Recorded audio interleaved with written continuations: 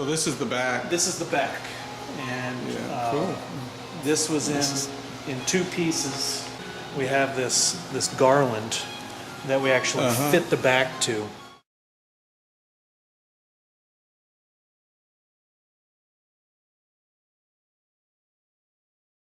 This was shaped, okay, to the contours of the rib structure. Rather than clamping it flat, what this does is it allows us to keep the back stacked. Relaxed to where it's supposed to be to fit the ribs. Exactly. This is preparations for a new edge down here. Yeah, this was all pieces that were added after the fact. So like I haven't seen this for like a couple of years, 3 years maybe. You can see if you look low and over the horizon line of the arching, you can see how that arch is nice and consistent. Whereas before it dove in very hard toward that center seam. And you remember this section was very much collapsing. So this was the first stage of the restoration of the back. Is we took we opened up all these cracks, 1, 2, 3. Okay. Cleaned them out. You remember the pictures that I showed you? Yeah. And which is not that unusual for something made in 1850. Exactly. Got a new edge here. Yeah. That illustrates to us that those two surfaces need to be trued up and flattened to get a perfect seam. There you can see it from the inside. Quite a bit better, the gap that exists. Oh, yeah. This is a template of the back. The asymmetry of the rib structure. Front to back. Front to back. This is the back. Oh, this is the back. Yeah, okay. so the back is slightly smaller than the top. Is the back. Right? Craske doesn't use this kind of mold. No, Craske does not use You just do it by eyeball? Exactly. And some experience. What his approach does, without using this mold, there's inherent asymmetries. Okay, there's inherent asymmetries in the ribs and where they fall on the back and where they fall on the top.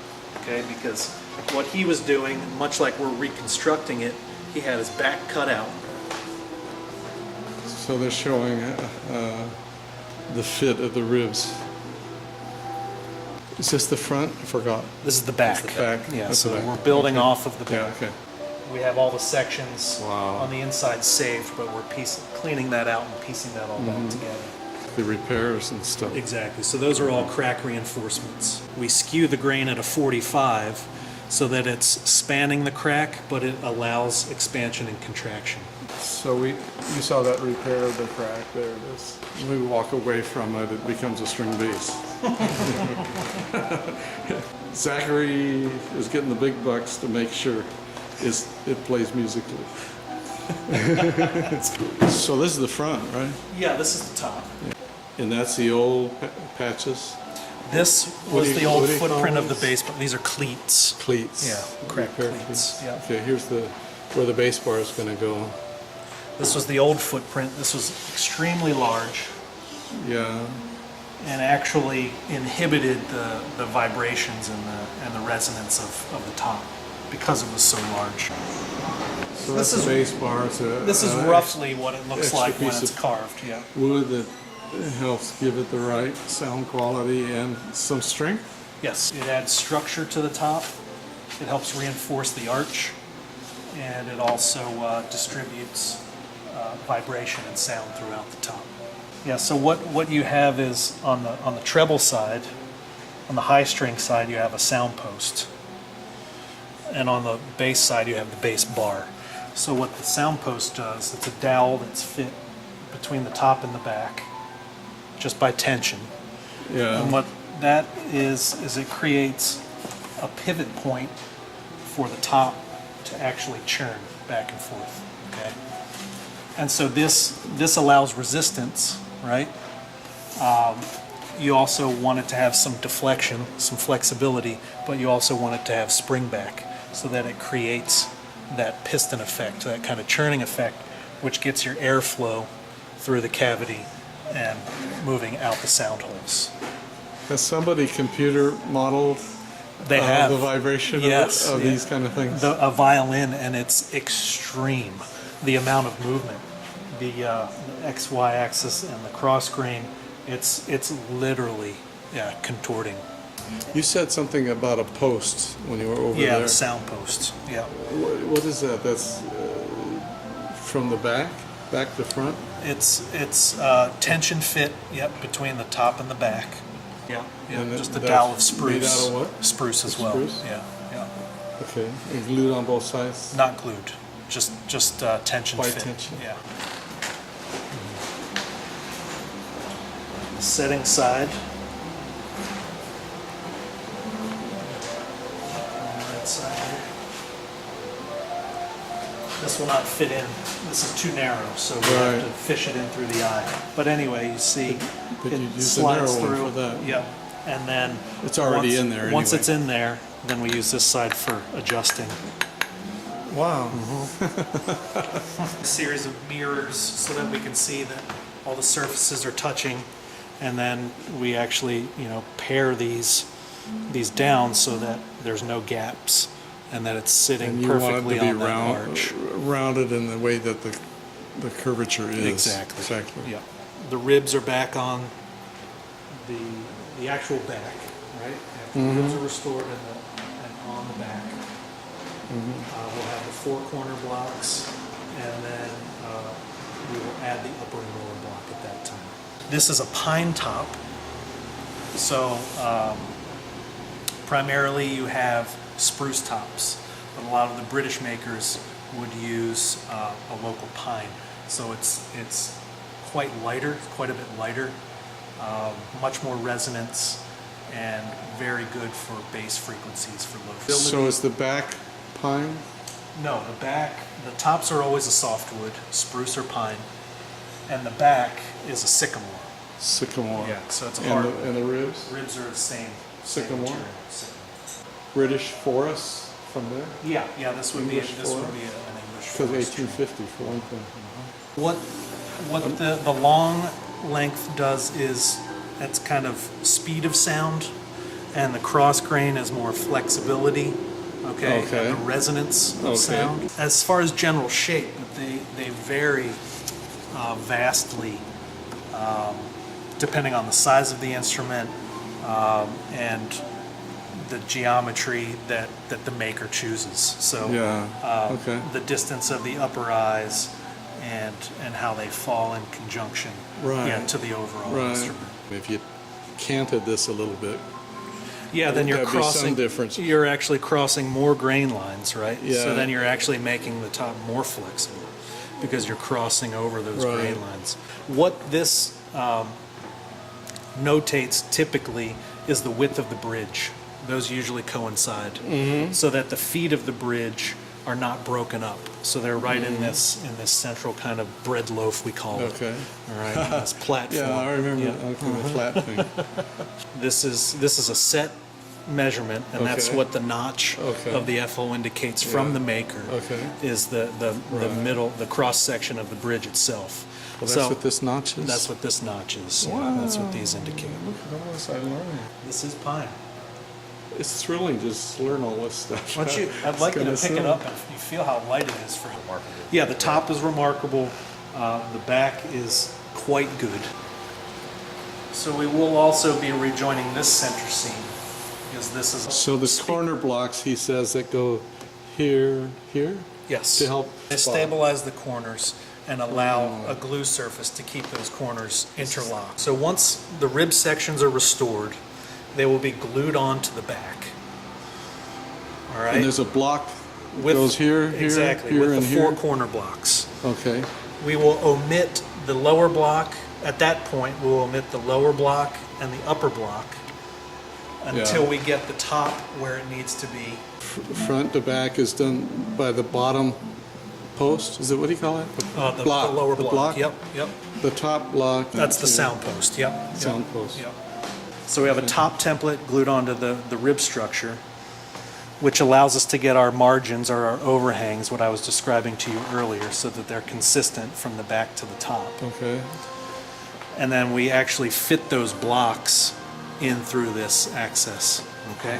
Here and here. Tricky. It's not glued on or anything. No, it is right? glued on right now. It is glued It is on. glued in Ah, place. that's how Yep, it's put yep. in place. Okay. Sorry. Wow. And then you're going to unglue it Yes. before you put the top on. Yes, exactly. Yeah, so that's just a temporary kind of tool. So this is A gap of sorts in the varnish. You know, there's no light coming through here. All this varnish work, that's once the instrument is reassembled, all of those we make disappear. The lower bout is by far the most damaged.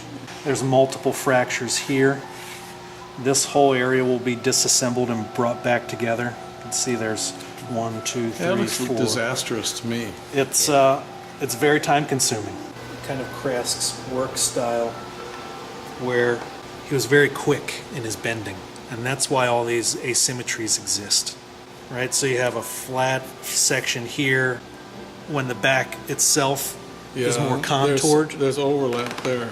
There's overlap there. So what that means is, you know, you have a fixed point here, and he basically just bent these close enough, and just willed them into place. So now when it's disassembled, you see there's vast differences. So what we're, you know, our task is to match all these puzzle pieces up again, and to do it in a way that So you're going to try to curve this more?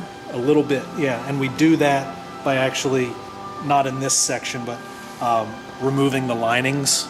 So these linings are glued in as reinforcements, Okay. and also for additional glue surface. So it doubles the thickness here.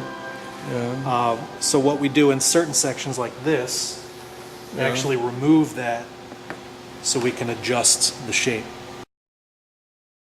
So slowly going down crack by crack Yeah. and removing, this is an old spruce cleat doubling that was put in. We don't like this technique. It introduces tension and it's overbuilt. Put this one back together already, Yeah. and now I'm coming down and starting to work on these other You're little going to put pieces. some wood putty in there? This is this piece. Oh, it's got a piece. It had been cracked and then poorly repaired and not aligned properly. Yes, that is the bottom. So this one comes back into here. I guess it's an interesting art too. Exactly. For you. It's very rewarding The to put it all challenge. back together, take it apart, Rewarded. put it all back together, and Yeah. have it. There's a gouging tool, I guess. Exactly, a nice little gouge, Swedish gouge. How's that going to look pretty at the end? This will actually bend a piece of ripstock to match this wood into that shape, and then that'll be laminated to a clamping caul to keep it stable while we fit it through from the inside. So we'll taper all these edges right up to the varnish edge so they're nice and feathered, and we'll put a piece in from the back side. This will have a counterpart as well, and it'll fit through. And On an instrument like this, a pedigree instrument with a known maker, you want to preserve as much of the original as possible. Dwayne Rosengard said it was one of the best conditions he's seen of something of 1850 Yeah, Vintage. it is quite good. for Craske. Yeah. So this is the original Craske scroll, Okay. and what remains of the peg box. You're going to carve it down, but it's going to be the neck. That is going to That's be the neck. right? That is the neck. You can see the joint here. It might be hard for you to see Yeah. on the camera, but Yeah. there's a joint here, Yeah. and this cheek was a newer addition by somebody else. Maybe in 1920 or something? Yeah, maybe a Whenever it was little done. more recent than that. Probably Okay. more like right before your brother bought the bass. 60s or 70s? Yeah, probably. They altered the outline or the profile of the peg box. You can see this step up here Yeah. is not common at all. So we're constantly kind of deconstructing and trying to figure out the Right, lineage, right. you know, and what happened when compass point of the lower, and Okay. from that same point widening it out here and taking it. So they altered that line all the way up to about the D string. So this in 1850 was built as a 3-string bass. This is an original peg here, an original peg here, and this one would be missing because of the new wood that had to be added. Post 1860, 3-string basses were not. It was typically 4. They changed over to 4 strings. There's evidence of a 5th string being added. This floor is quite heavily pitched, and typically you see a longer floor kind of coming through more like this direction. So I'm able to correct that as well, so that it looks correct. All right, so it looks like a British head. You keeping the old machinery? Yes, yeah. They're What do you nice. call it? Mechanism? The machines, tuning machines, yep. This is the piece of wood that I chose for the cheeks. And so that they line up and are in perfect succession. This cheek is like one piece veneer Exactly. that ties it all together. That ties it all together, and when you turn it around to the face, all of those grain lines will match up. Okay. Great.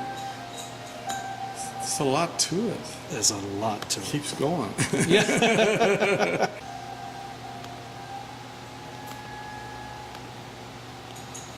And then I'm flattening the original so that these mate perfectly. What wood is this? It's maple or sycamore. Well, the head would be sycamore. And this is? That's a European maple. So in Maple. the same family. It's maple. Yeah.